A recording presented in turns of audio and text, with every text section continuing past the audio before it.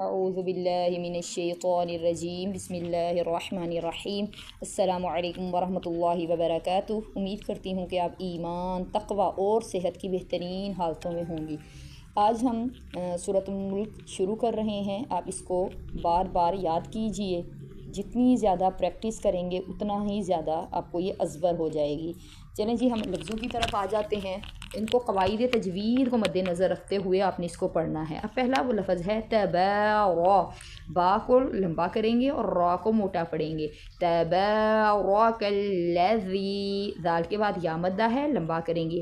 بیدیہ، اب لوگ اس کو بیادیہ پڑھتے ہیں، تو اس کا دھیان رکھنا ہے، ادھر کھڑا زبر نہیں ہے، زبر لگی ہوئی ہے تو لمبا نہیں کریں گے۔ بیدیہ الملک وَهُوَ عَلَى، اس کو عین کی آواز نکالنی ہے، آپ نے الف نہیں پڑھنا، علا نہیں پڑھنا، عَلَى كُلِّ شَيْءٍ قَدِيرٌ۔ ہم نے یہ پڑھا تھا نون ساکن کا یہ قاعدہ، جنہوں نے تجوید سیکھی ہوئی ہے، تو یہاں ہم اخفا کریں گے، یعنی آواز کو چھپائیں گے، شَيْءٍ قَدِيرٌ۔ ادھر را کو باریک پڑھیں گے، قاف کو موٹا پڑھیں گے، کیونکہ را سے ما قبل یا ہے، تو یہ ہم نے قاعدہ پڑھا تھا کہ جب را سے ما قبل یا ہو تو اس کو باریک پڑھتے ہیں۔